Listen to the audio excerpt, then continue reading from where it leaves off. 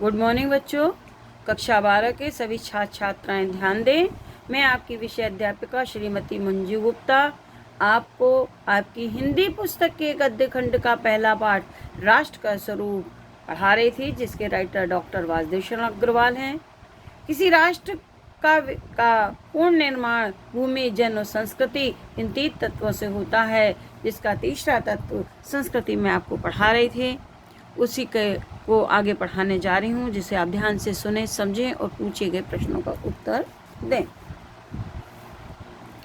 साहित्य, कला, नृत्य, गीत, आमोद प्रमोद अनेक रूपों में राष्ट्रीय जन अपने अपने मानसिक भावों को प्रकट करते हैं। लेखक कहता है कि राष्ट्रीय जन साहित्य, कला, नृत्य, गीत, आमोद प्रमोद को अनेक रूपों में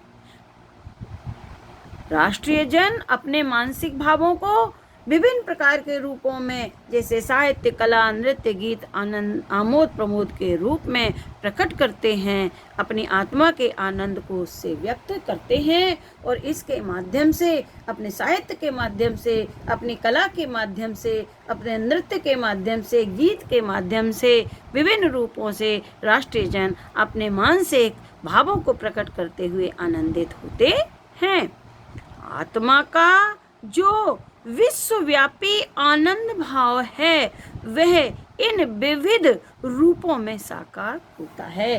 लेखक कहता है आत्मा का जो विश्वव्यापी आनंद भाव है, अर्थात आत्मा हमेशा विश्व को देखकर आनंदित होती है, राष्ट्र के विकास को देखकर आनंदित होती है। उसका ये आनंद भाव इन्हीं विविध रूपों में साहित्य, कला, नृत्य, गीत, संगीत आदि के माध्यम से ही उसके आनंद का विकास होता है और वे अपने आनंद को भाव को इसी रूप में साकार करती है और आत्मा इसी रूप को साकार करके आनंदित होती है।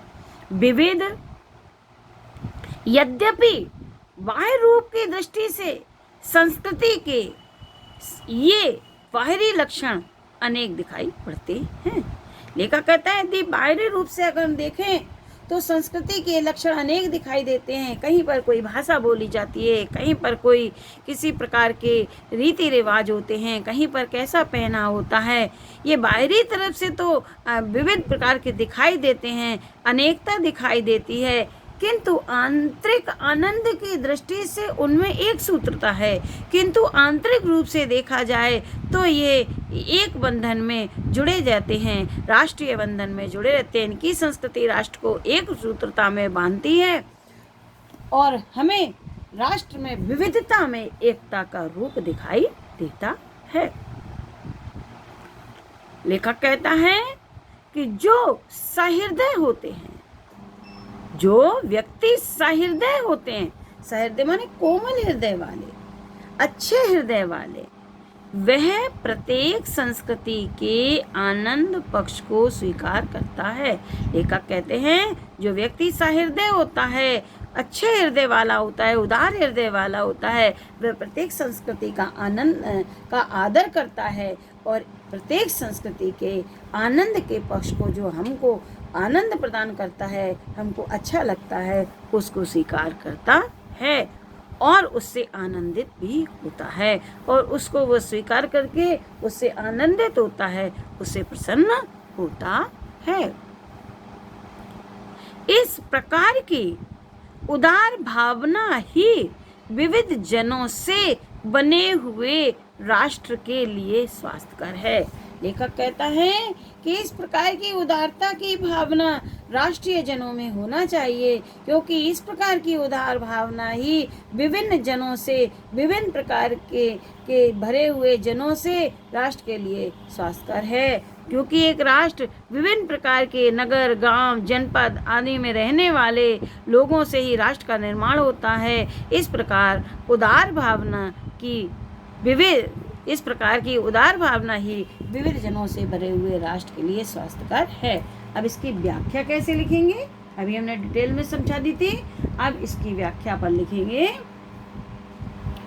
कि जो व्यक्ति कोमल हृदय वाला होता है, अच्छे हृदय वाला होता है, वह प्रत्येक संस्कृति के अच्छी चीज़ को स्वीकार करता है, आनंद पक्ष को स्वीकार करता है और उससे आनंदित होता है। इस प्रकार की उदार भावना से भरे हुए जनों से बने हुए राष्ट्र में बने हुए इस प्रकार की उदार भावना ही विविध जनों से बने हुए राष्ट्र के लिए स्वास्थ्यकारी है, हितकारी है, लाभकारी है। अब कुछ बच्चों क्वेश्चन है जिसको आपको करना है, वो आप इस प्रकार से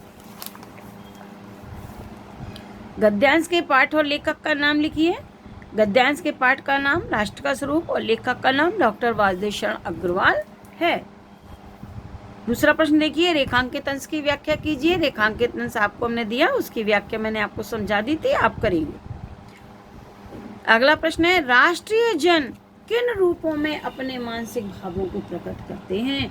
उत्तर लिखेंगे, राष्ट्रीय जन साहित्य, कला, नृत्य, गीत, आमोद प्रमोद आदि के माध्यम से अपने मानसिक भावों को प्रकट करते हैं।